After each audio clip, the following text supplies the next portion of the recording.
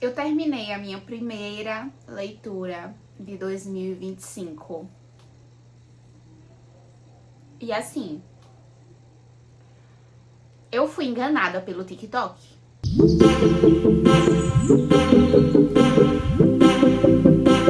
Eu espero realmente que estar gravando esse vídeo hoje, 12 horas depois de eu ter terminado essa leitura, traga para as minhas considerações um pouco mais de parcimônia. Porque a minha vontade ontem à noite, quando eu terminei de ler esse livro, foi de pegar este telefone e começar a gravar todas as críticas ácidas e comentários intrusivos que estavam passando pela minha cabeça, porque não é possível que vocês tenham eleito esse livro como um grandíssimo suspense. Porque, minha gente, contexto.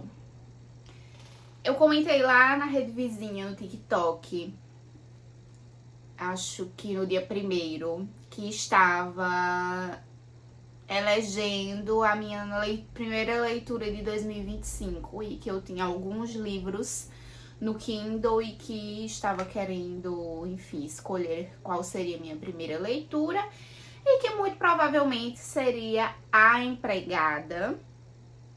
Por todo o hype no TikTok, várias pessoas comentando que o livro era muito bom e eu já estava ali com esse título em mente há um tempinho para ler. Ainda pensei em comprar físico, graças a Deus que não comprei. Mas era um título ali que já tinha chamado minha atenção por causa de todos os comentários e burburinhos nas redes sociais, o pessoal comentando que era muito bom, inclusive vai virar até filme, eu acho já, né? Assim, então eu vou ler. Tô instigada, então provavelmente dentre essas opções que eu tenho aqui no Kindle, certamente essa será a minha primeira leitura do ano, para eu conhecer. Muito que bem, fui ler A Empregada. Comecei ontem, terminei ontem mesmo. E assim, minha gente, não é possível. Não é possível. Quanto mais eu lia, mais eu me perguntava, como é que pode, né? Gente, sinceramente, se você gostou, não é algo pessoal, mas assim, não tem a menor condição, minha gente. Não tem a menor condição. Eu não gostei desse livro. E não é por nada, eu achei a escrita muito, muito fraca. E olhe que eu gosto de livro leve. Gosto de livro assim. Primeiro, literatura não tem comprometimento nenhum com a realidade.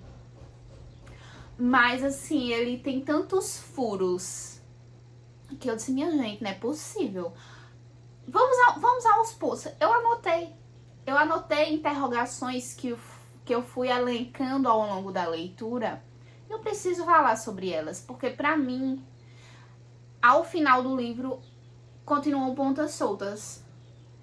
Porque tem livro de suspense que você lê e tem algumas coisas que ao longo da narrativa fica ali uma interrogação. E você tá pronto pra criticar. Isso aqui eu acho que é um furo, não sei. Não... Mas no final ele entrega uma resolução ou algo coerente que vai responder por aquele ponto. Nesse livro, gente, minha gente, não. Eu vou pontuar todos os incômodos que eu tive lendo A Empregada. E mais uma vez, se você gostou do livro, não é que a sua opinião não interessa, não é que você entendeu errado, não é que você gosta de leitura superficial, não é sobre isso. São pontos que eu identifiquei como fraquezas na história. Pode ser que tenham outros livros da autora que ela tenha conseguido, na minha leitura, fazer uma construção melhor. Claro que sim. É por isso que aqui eu falo muito abertamente sobre as minhas opiniões. Raramente eu trago pontos negativos sobre o livro. Raras vezes eu trago críticas ao livro, porque se eu não gosto de uma leitura, aquela leitura simplesmente, pra mim, não vai virar indicação, não vai virar pauta entre as pessoas que eu conheço. Eu gosto de conversar e de compartilhar as coisas das leituras com as quais eu me identifico, com as quais eu consigo me emocionar. Então, comumente, se eu ler um livro e não gosto, geralmente eu nem falo sobre ele aqui, porque o canal não é sobre isso. E aí, um parênteses, tem muito isso, né, que às vezes nas redes sociais, pessoas que falam sobre livros acabam tendo esse estigma de você só fala bem dos livros, tá sendo pago, tá recebendo publi. Pode até ser, para algumas pessoas, esse viés. Mas pra mim, se eu não gostei do livro, eu simplesmente não vou comentar. Ou se eu trouxer alguma ponderação, é muito como uma consideração trazendo de uma maneira realista essas minhas opiniões, para que o nosso debate seja sobre as leituras e não sobre falar mal de um livro para ganhar hype, sabe? Eu considero muito isso. Eu tô trazendo essas ponderações porque eu realmente imaginei que fosse um livro de suspense com uma trama muito bem feita e que eu vou trazer alguns pontos que, ao meu ver, são fraquezas na narrativa. Não é que a escritora é abominável. Como eu disse, pode ser até que ela tenha outros livros nos quais ela tenha conseguido demonstrar um crescimento ou outras facetas da escrita dela que eu não consegui observar aqui. E isso não faz com que eu não queira ler mais nada sobre essa escritora, mas a minha experiência lendo A Empregada não foi boa. Eu não fui fisgada por esse livro. E o espaço dos comentários é um espaço aberto para que vocês que leram e gostaram tragam exatamente o que vocês gostaram para eu poder ponderar. Talvez, realmente, se eu tivesse tido o olhar que você teve em determinado ponto da história, eu tivesse, de fato, gostado mais. E aí tragam essas considerações, porque pra mim também é importante. Talvez o lugar de onde eu estou enxergando essa narrativa tenha me evidenciado essas problemáticas que eu considero pontos que poderiam ter sido melhor desenvolvidos, mas de repente o seu ponto de vista vai trazer coisas que na minha experiência de leitura eu não consegui enxergar. E esse vídeo é sobre isso, é sobre a gente compartilhar essas experiências e trocar. Então vamos lá, primeiras considerações. A gente começa a história conhecendo a Millie, que é uma moça de 20 e poucos anos, que tá um pouco desajustada da vida, que mora no próprio carro, tá em busca de um emprego e está na condicional. Ou seja, ela foi presa por algo que a princípio a gente ainda não sabe e tá lá tentando se reajustar no mundo, tá tentando se reintegrar na sociedade. Aparentemente, realmente está tentando. Até aí, beleza. E aí, ela faz essa entrevista de emprego. Ela faz várias entrevistas de emprego, né? Para vários cargos em lugares diferentes. Tentando ali uma vaga, efetivamente uma vaga, para conseguir parar de morar no próprio carro, já que no último emprego que ela teve, ela saiu, foi demitida, algo que envolve polícia, mas a princípio não se fala o que rolou, e depois que ela foi demitida, ela foi despejada de onde ela estava morando, obviamente porque não tinha como manter, e passou a viver no próprio carro e está em busca de um outro emprego para conseguir se ajeitar no mundo e ter um lugar para viver e parar de dormir no próprio carro. Beleza. E aí ela vai fazer essa entrevista de emprego numa casa muito bonita, uma mansão. A moça que entrevista ela é uma mulher riquíssima, super elegante e aparentemente muito simpática. E a vaga é para ser empregada doméstica com um bom salário e a moradia na casa. E ela fala já a princípio que esse emprego não é para mim. Eu tenho certeza que eu não vou passar, mas tomara que eu passe. E aí ela fica nessa, né? É descrita ali a entrevista de emprego e tal. Ela fica muito nessa de, gostaria muito, mas acho que nunca vou ser escolhida. Porque se a Nina, que é a entrevistadora, essa mulher riquíssima, dona dessa casa, for buscar meus antecedentes criminais, vai saber que eu sou fichada. Mas, nossa, que sonho seria trabalhar aqui. Mas a entrevista vai viver a vida dela, fica esperando uma resposta e um beijo. Vai lá seguir a vida dela. E aí continua fazendo outras entrevistas para fast food e para outras coisas. É negada a vaga dela nesses outros lugares, até que a Nina liga para ela de novo e diz: você está contratada, venha amanhã mesmo, início imediato. E ela vai, felicíssima, né, porque vai trabalhar e vai morar na residência. Tem um quartinho lá, um sótão, um pouquinho claustrofóbico, mas ela vai ter uma cama, não vai precisar mais dormir no banco de trás do carro. Filé, maravilha, sucesso. E aí, no primeiro dia de trabalho dela, a Nina, que é a dona da casa, já assume uma personalidade totalmente diferente. Já virou um novo personagem. Primeiro, é o que, mulher? Primeiro, outro parênteses aqui. Gente, quando a gente fala de literatura, a ambientação é muito importante para você construir a narrativa. A gente já passou da fase aqui nas redes sociais de estar falando de leitura dinâmica. Meu amor, você lê do jeito que você quiser. Do jeito que você quiser. Mas na língua portuguesa, conjunções, advérbios, eles têm funções, tá? Eles não estão ali só para preencher a página, não. Eles têm funções. Quando você faz uma leitura pulando alguns conectivos, por exemplo, você tá perdendo informação. Não adianta, você tá perdendo informação.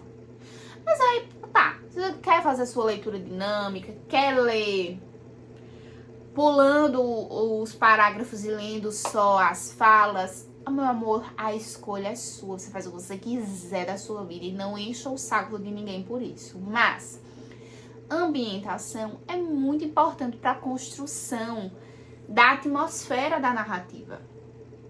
Lendo A Empregada, é tudo muito descontextualizado, eu senti. Gente, a menina chega para trabalhar no primeiro dia, a Nina tá com um comportamento super volátil. Já no primeiro dia, no primeiro contato, no primeiro dia de trabalho. Eu entendo que é meio que para dar um suspense e algumas informações são ocultadas para trazer o plot twist no final. Mas tem muita coisa que é só jogada ali, sabe? Sem uma contextualização mais trabalhada para fazer sentido dentro da narrativa. É só solto assim, como uma pitada de sal. Uma aqui, outra ali. Sem uma conexão muito... sabe? Mas vamos lá, vamos seguindo. Primeiro, já me chama muito a atenção que exatamente no primeiro dia a Nina já tá manifestada. Já tá com outra personalidade, já tá, sabe?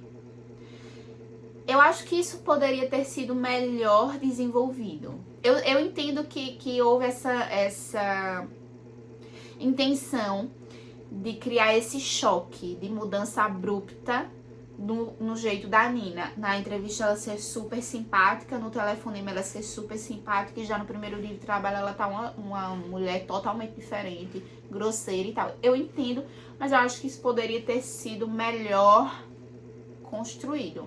Mas é só a minha opinião, né? Quem se importa?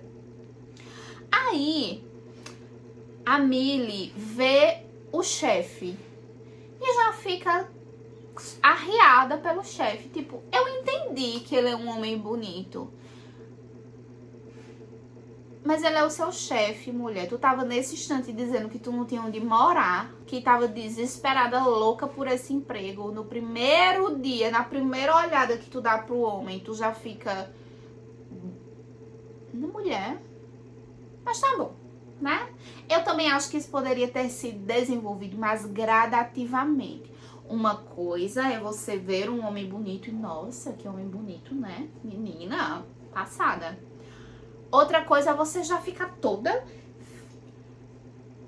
Eu acho que não precisava ter sido tão rápido. Mas tudo bem também. Só uma outra consideração minha. E aí vão se passando os dias, a mulher vai lá, limpa na casa dela, a casa é uma verdadeira bagunça, e ela vai limpando, né? Mas era o trabalho que ela queria, não era o trabalho que ela queria, ou ela queria chegar lá, a casa tá uma bagunça, mas ela vai limpando, vai resolvendo. E aí fala-se que ela vê na sala várias fotos antigas do casal, e a Nina está 20 quilos mais magra no passado. E aí eu já fico, opa, peraí. Opa, peraí. Temos uma rivalidade feminina aqui? É isso mesmo, Brasil? É isso que eu estou vendo? Não, acho que não. Acho que eu tô vendo errado. Acho que não. Mas sim, amores, serviu rivalidade feminina sim. Minha gente, quem se importa que a mulher era magra e agora tá 20 quilos mais gorda? Quem quer saber? Quem? Ai, porque o marido dela é muito bonito. Ele conseguiria alguém melhor que ela. Você, que há 5 minutos atrás estava dizendo que não... Ai, eu queria muito esse emprego, mas acho que eu não conseguir, que eu sou fichada, sou ex-presidiária. Eu tô aqui, mas... eu não vou conseguir esse emprego. E agora tu tá cobiçando o marido da mulher? Bicha, por favor. Essa parte me pegou muito, assim, porque eu achei um surto.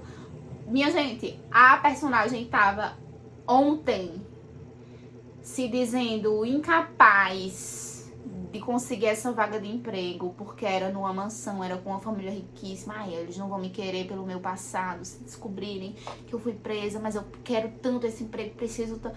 No dia seguinte já tá, ai, mas essa mulher aqui gorda, hein? Esse marido dela merece alguém melhor. Merece você, bicha. Se põe no teu lugar, mulher. Gente, não. Sabe, não. Eu não tenho nem palavras. E piora. E piora. Piora muito. Eu entendi que precisava de uma rivalidade entre as duas personagens, a Nina e a Milly. Entendo. Mas a mina do nada servindo uma rivalidade feminina, tipo assim, tudo bem, a sua chefe tá super tratando você mal, tá sendo uma descompensada, muda de humor de uma maneira imprevisível. Mas assim, você ficar nessa de, eu sou muito melhor que ela pra esse marido dela. Aí ele merece coisa melhor, não merece ficar com ela. Aí porque ela tá gorda, né? Aí porque ela não pode ter filho e eu posso dar o filho que ele quer? Bicho, gente, não.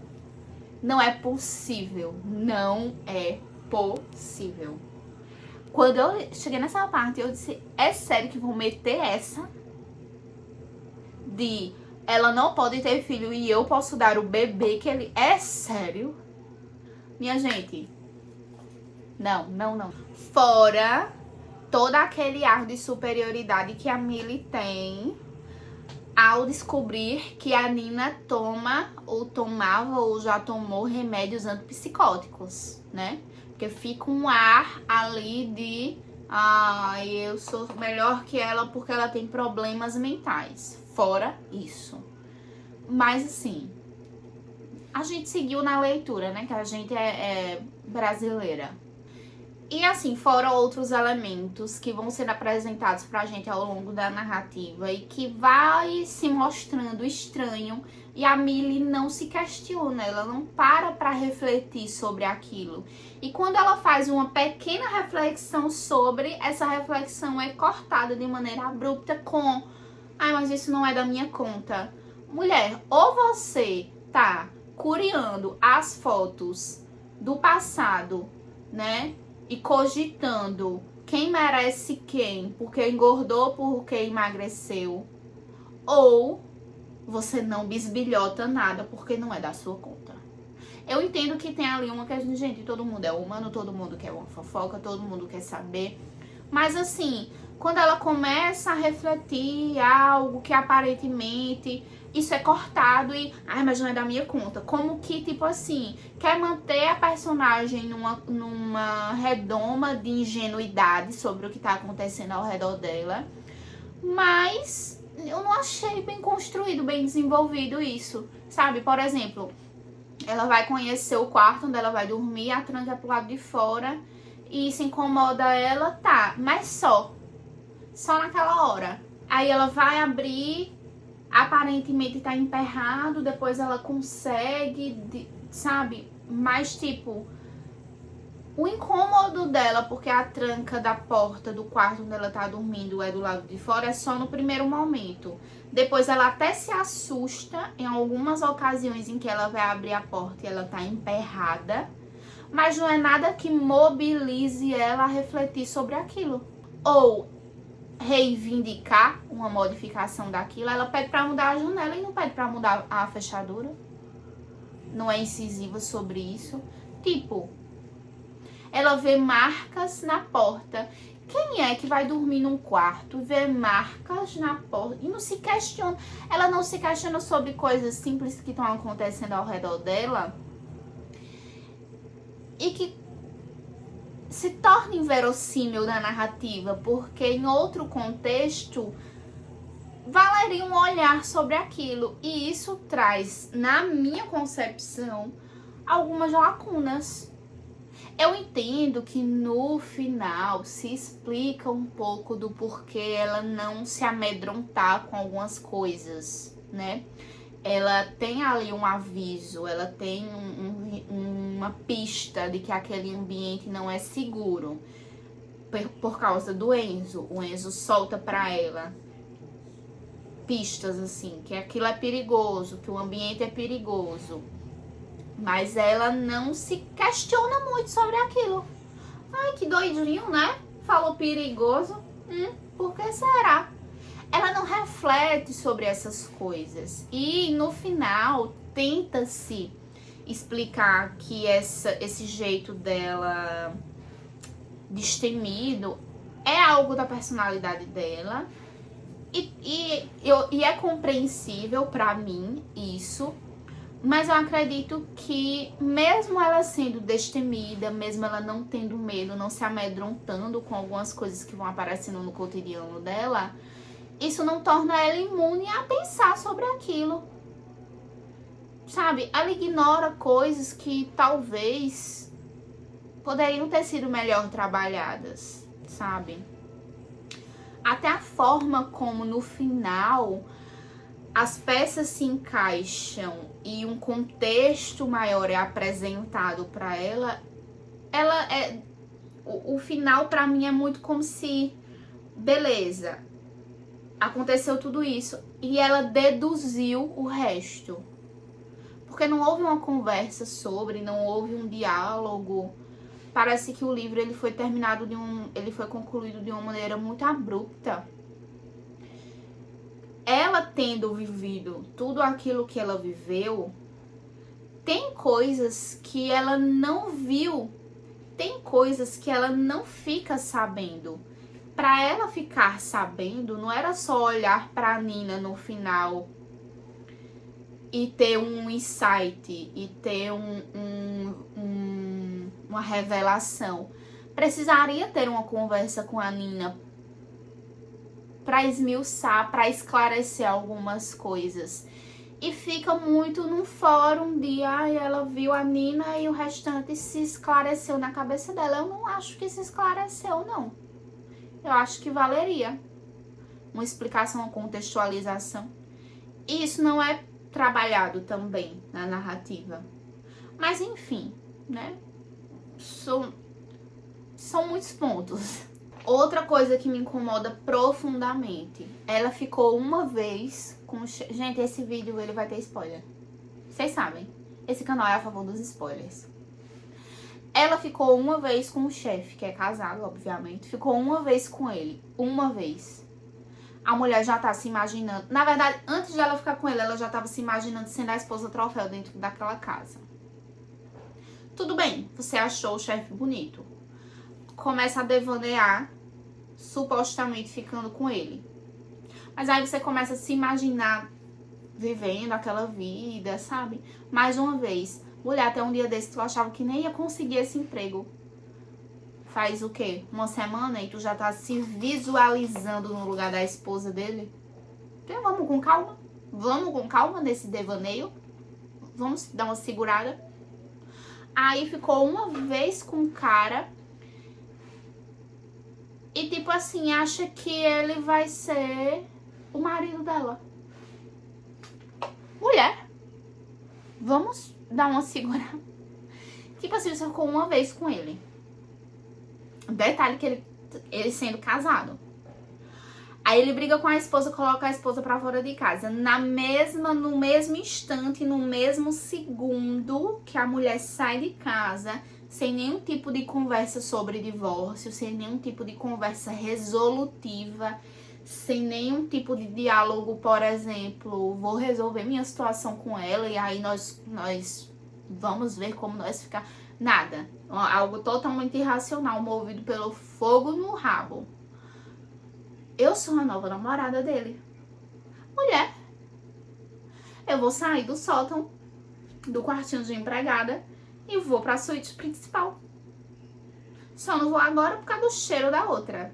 Mas quando eu limpar, eu vou. E tudo isso vai ser meu. Bicha, a moça saiu com a mala na mão há 5 minutos atrás. Tu já tá dizendo que tu vai ser a nova dona da casa? Que ele é o teu namorado. Vocês nem conversaram efetivamente sobre o rótulo dessa relação. A única coisa que ele disse também de uma maneira muito impulsiva foi que gostaria que isso fosse definitivo. Também não faz o menor sentido pra mim, porque esse homem descobriu um dia desse que tu é fichada. Gente, vamos usar um pouquinho da racionalidade. Vamos usar um pouquinho da racionalidade. Ele descobriu um dia desse que tu já foi presa. Não se deu ao trabalho de perguntar o porquê. Ninguém pergunta por que essa mulher foi presa, minha gente. Outro parênteses. O homem tava jantando, descobriu porque a Nina soltou que a Milly foi presa. E o cara não se pergunta por que ela foi presa. Aí me vem uma cena depois dele tomando uma cerveja. Aí, por que você foi presa? Ai, mas não me conta. E pronto. Quem que não quer saber por que a mulher foi presa? Quem que não quer saber? Como é que dias depois ele põe a esposa pra fora, diz que quer ter algo definitivo com você, mano, ele não lhe conhece?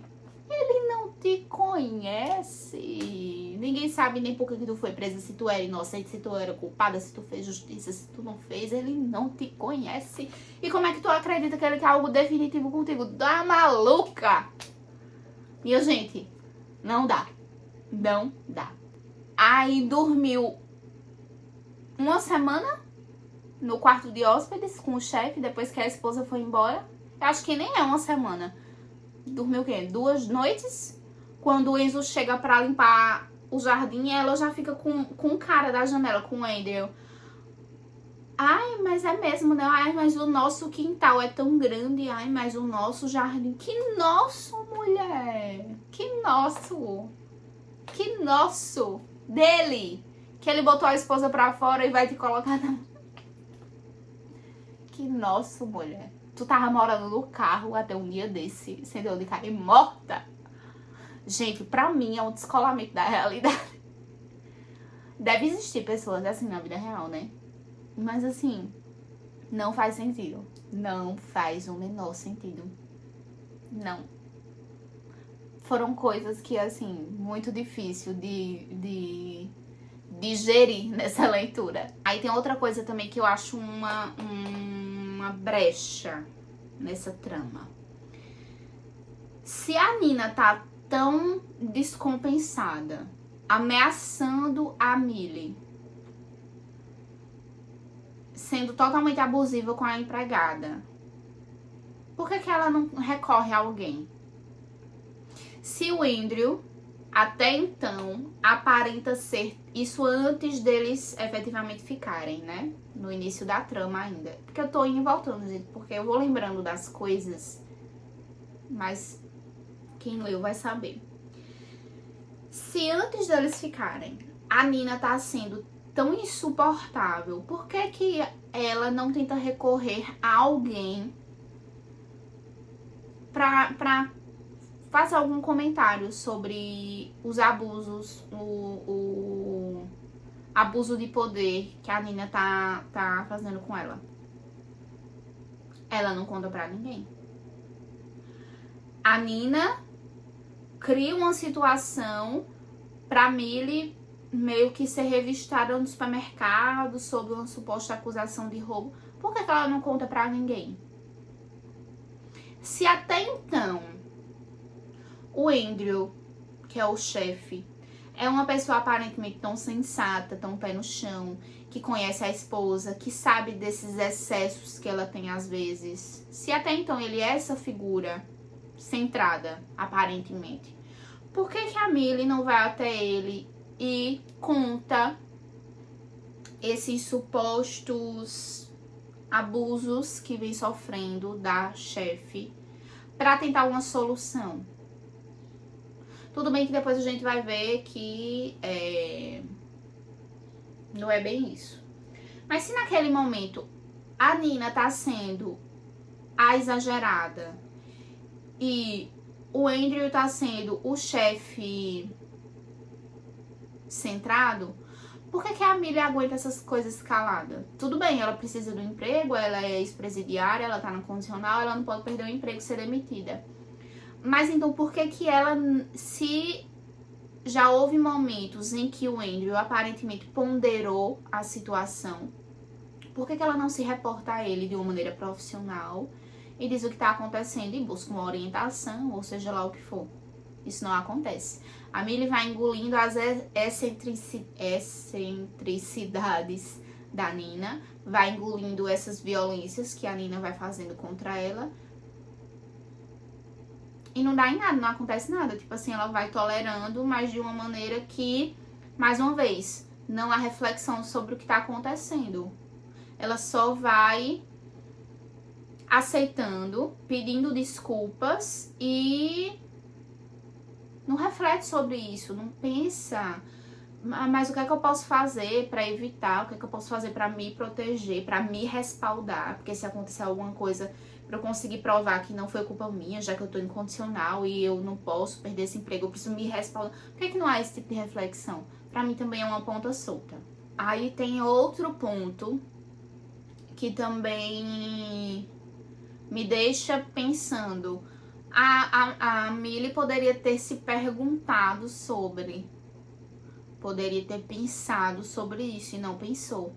Que é quando ela escuta das amigas da Nina sobre um acordo pré-nupcial que seria desvantajoso pra Nina. E ela não vai querer separar porque ela vai sair sem nada. E ela não pensa, enquanto mulher também, eu sinto que há essa falta de senso crítico da personagem. Enquanto mulher, por que alguém aceitaria um acordo pré-nupcial desvantajoso?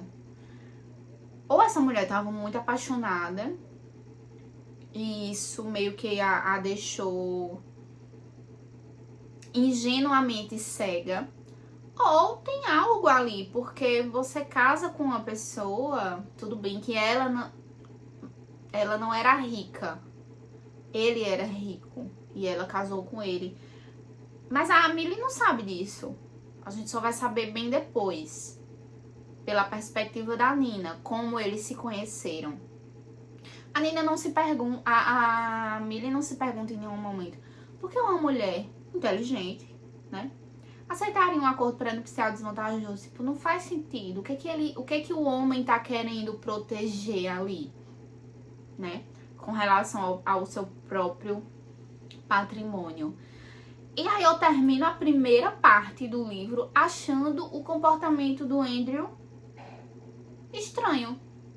Muito bonzinho, com algumas pistas.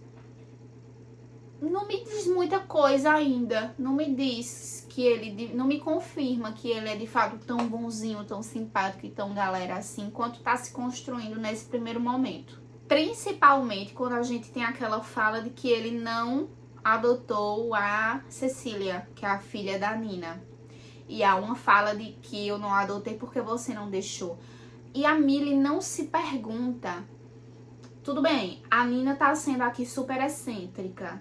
É arrogante em vários momentos. Mas a menina também não é fácil. Super mimada, super grosseirinha. Mas por que uma mulher vai aceitar um acordo prenupcial desvantajoso? Por que ela vai ter a oportunidade de ter um pai presente para uma filha, que até então ela era mãe solo, e não quer que ele adote a menina?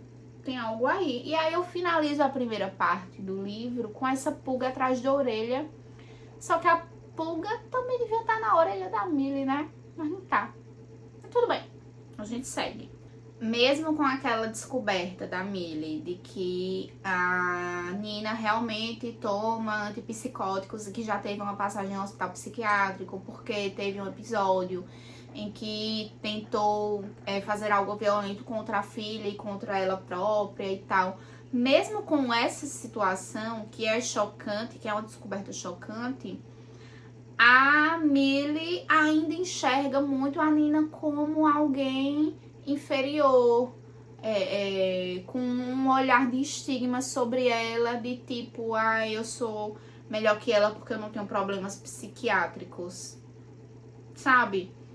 Enxergando ela como não questionando, não refletindo sobre a realidade da Nina, não tendo empatia, sabe? E por mais que em alguns momentos haja essa fala de tipo assim, eu não consigo imaginar o que foi pra ela, mas algo muito superficial, sem nenhum aprofundamento, e logo ela tá cobiçando o marido da mulher e dizendo que é superior porque é mais magra e porque pode ter filhos. Então, assim, eu acho que há uma rivalidade feminina muito forçada e que não foi muito incômodo de ler por essas pontas que ficam, sabe? De uma forma um pouco descontextualizada, desconexa. Eu vou ser bem sincera. A segunda parte, que é a parte que nós vemos a história pelo ponto de vista da Nina, pra mim, foi mais bem construída. A narrativa aparentemente foi mais bem construída. Embora muita coisa tenha passado muito rápido, embora muita coisa que poderia ser referenciando a primeira parte acabou nem sendo citada, eu achei que ela foi melhor construída do que a parte da Millie, do que a parte 1. Parece que a parte 1 ela foi escrita por uma pessoa e a parte 2 foi escrita por outra. E em momentos muito separados e depois só juntou. Tipo, faz uma parte do trabalho, eu faço a outra e a gente junta e na hora apresenta. Porque a parte 1 me incomodou em muitos pontos. A parte 2 eu achei já um pouco mais palatável. Como eu falei, alguns aspectos poderiam fazer referência ao que já tinha sido citado pelo ponto de vista da Millie, para ir construindo a partir da ótica da Nina, e isso trazer um contexto a mais, trazer uma perspectiva nova, sim. Mas muita coisa foi suprimida e a história foi rolando e não foi falado. Muitos pontos, muitos acontecimentos não foram falados pela ótica da Nina. Foi apresentado só pela ótica da Millie. E a Nina foi com Deus. Mas eu ainda achei melhor escrito, melhor construído mesmo. Mas, não, na minha concepção, não deu pra salvar o livro. Não deu. Pra mim, aquele final, gente, quando tudo finaliza e chega o policial e ai, tem um corpo no sótão e vamos ver de quem é e a investigação. Gente, aquele final do policial, gente, aquilo ali, sinceramente, preguiçoso. Eu achei um final preguiçoso. Como é que uma situação tão robusta, que vem sendo trabalhada e construída ao longo do livro inteiro, tem um final que é... tem esse corpo aqui, né? Então tá bom, olha só. Vamos fazer o seguinte... vai dar tudo certo? Fica com Deus. E em um parágrafo de meia página, vem uma pessoa do mais absoluto nada, sem contexto nenhum, e resolve uma situação, que é a problemática do filme inteiro. Já falei mais anteriormente, né? Que eu também acho solto, vago, a forma como a Nina chega em casa, depois de ter sido expulsa de casa pelo marido, quando ela volta e encontra a Millie ali naquele cenário, no sótão, com o ex-marido, vago, porque é tipo assim, Millie vai embora e a Millie entende tudo o que tá acontecendo sem ter um diálogo. Gente, tem coisas ali que não tem como a Millie entender só deduzindo, porque ela não sabe nada sobre como era o relacionamento da Nina com o Andrew. Então não tem como ela deduzir. Algumas coisas até tem, mas precisa-se de uma explicação, sabe? Isso não acontece, é tipo, vai embora que eu vou dar um jeito aqui e pronto. Não, precisava ser melhor trabalhado essa parte, sabe? Ao meu ver. E a conclusão desse caso, que se vai virar um caso de polícia, se não vai, o desfecho que tem foi preguiçoso. Isso não se resolve, não se...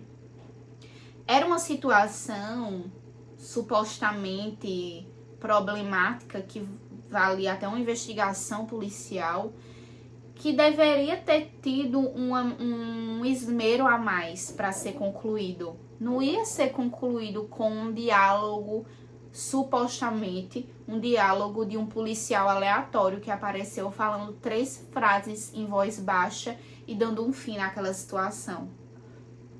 Muito fácil, muito... Gente, não encaixou, não deu.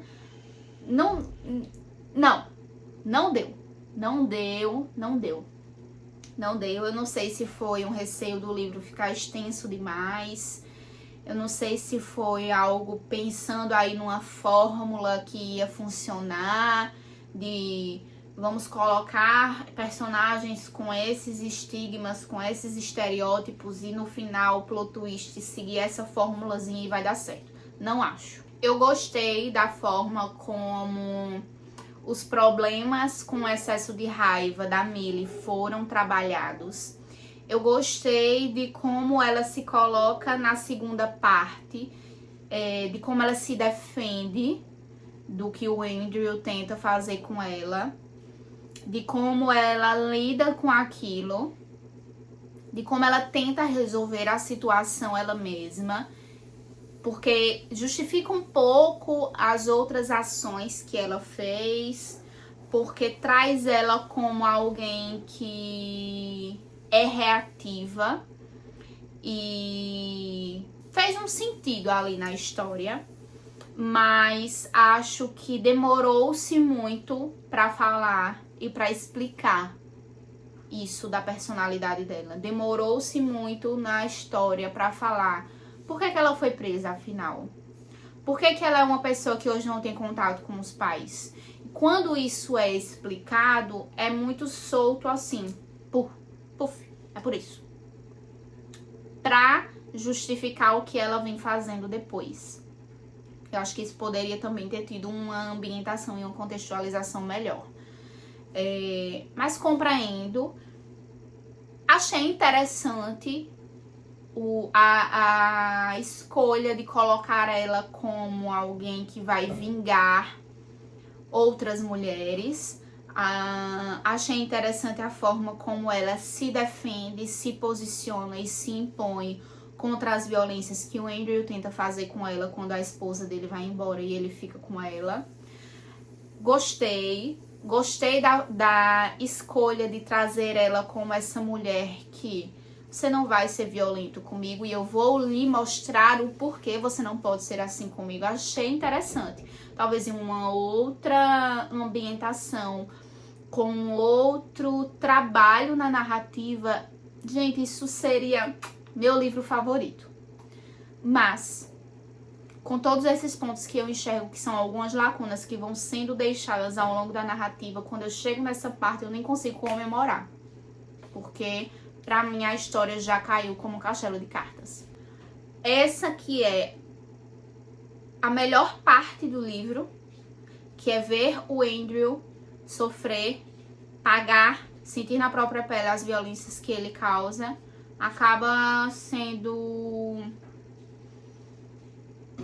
não tendo o mesmo sabor, digamos assim, acaba não tendo o mesmo impacto, porque eu já estava desgastada de todos os outros pontos que pra mim eram inverossímeis na história. E mais uma vez, gente, a literatura não tem comprometimento nenhum com a realidade, nenhum mesmo, mas a história precisa minimamente estar bem construída, sabe? E ao meu ver, foram elementos soltos que foram sendo trazidos de se eu construir a história com esse elemento, mais esse, o plot twist ser assim, como se estivesse seguindo uma fórmula, ou como se não tivesse sido muito bem trabalhado esses pontos na construção da narrativa, sabe? E aí ficou uma coisa muito solta, coisas muito jogadas, e eu sinto que não foi tão surpreendente, não foi um grande mistério, não foi um grande suspense